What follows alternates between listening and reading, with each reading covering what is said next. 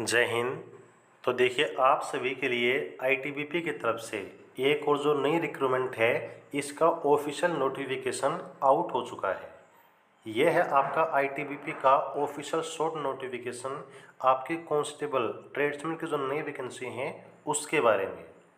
यहाँ पर देखिए, बोथ मेल और जो फीमेल हैं इस वैकेंसी के लिए एलिजिबल हैं। ये जो आपकी वैकेंसी हैं वो आपके कांस्टेबल ट्रेड्समैन ग्रुप सी के लिए आउट की गई हैं। यदि हम बात करें कि टोटल आपकी कितने वैकेंसी हैं किस कैटेगरी के लिए, तो यहाँ पर मेल और फीमेल की जो वैकेंसी हैं वो आपकी अलग रहेंगी, जिसमें टेलर की टोटल 18 और कोबलर के टोटल यहाँ पर 33 वैकेंसी हैं। इसमें से अगर हम बात करें कि टेलर की जो वैकेंसी हैं इसमें आपकी कैटेगरी वाइज कितनी वैकेंसी हैं, तो यहाँ पर देख सकते हैं मेल की 16, फीमेल की 2 वैकेंसी हैं। यूआर, एससी, एसटी और ईडब्ल्यूएस, इन सभी के अनुसार आपकी कितनी वैकेंसी हैं आपकी कैटेगरी में वो इस टेबल में आप देख सकते हैं। वहीं कोबलर की मेल के लिए 28 और फीमेल के लिए यहाँ पर 5 वैकेंसी आपकी रिजर्व की गई हैं। अब हम बात करते हैं आपके क्वालिफिकेशन के बारे में। तो यहाँ पर देखिए, जो आपकी पोस्ट है बोथ टेलर और कोबलर यानी कि कांस्टेबल के लिए, इसमें एज लिमिट आपकी मांगी गई है 18 से लेकर 23 साल। यहाँ पर ओबीसी, एससी, एसटी इन सभी को जो सेंट्रल गवर्नमेंट की भर्ती में छूट मिलती है वो मिलेगी, यानी कि एससी एसटी को 5 साल की जो छूट है वो यहाँ पर दी जाएगी, ओबीसी को 3 साल। तो जो क्वालिफिकेशन है इसमें सबसे पहले आपको 10th पास होना चाहिए, और 10th पास होने के साथ में यदि इस पोस्ट का यानी कि टेलर के लिए अप्लाई कर रहे हैं तो टेलर का, कोबलर का अगर फॉर्म अप्लाई कर रहे हैं तो कोबलर का 2 साल का आपके पास है वर्क एक्सपीरियंस होना चाहिए।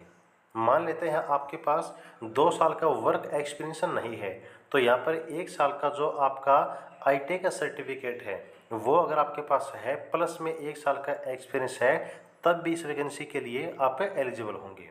या फिर हम बोल सकते हैं कि अगर आपका जो डिप्लोमा है वो 2 साल का है आईटी से, तब भी यहाँ पर इस वैकेंसी के लिए आप एलिजिबल हैं।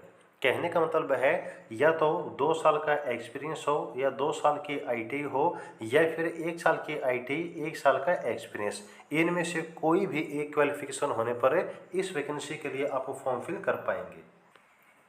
और यहाँ पर जो आपके फॉर्म हैं वो आपके आईटीबीपी की ऑफिशियल वेबसाइट से आप फिल कर पाएंगे, जिसमें जो रिजर्व कैटेगरी हैं उनको छोड़कर बाकी सभी को 100 रुपये की जो फीस है वो पे करनी होगी।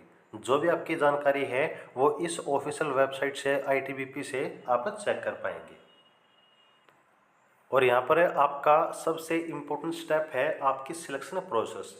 तो आपकी सिलेक्शन प्रोसेस में सबसे पहले आपकी फिजिकल होगी। फिजिकल में टोटल आपकी 2 स्टेज रहेंगे स्टार्टिंग में। एक है फिजिकल एफिशिएंसी टेस्ट, जिसमें आपकी running, long jump, high jump होगा। देन आपका होगा पीएसटी, फिजिकल स्टैंडर्ड टेस्ट, इसमें आपके हाइट, चेस्ट और जो वेट है वो मेजर किया जाएगा। और इसी के दौरान आपका वेरिफिकेशन ऑफ डॉक्यूमेंट्स यानी कि डीवी होगा। इसके बाद आपका रिटन एग्जामिनेशन होगा। देन आपकी लिस्ट आउट की जाएगी सिलेक्शन की, और जो बच्चा सिलेक्ट हो जाता है उस लिस्ट में उसका मेडिकल एग्जामिनेशन कंडक्ट किया जाएगा। ये आपके जो कंप्लीट सिलेक्शन प्रोसेस है वो यहाँ पर आपके रहने वाली है।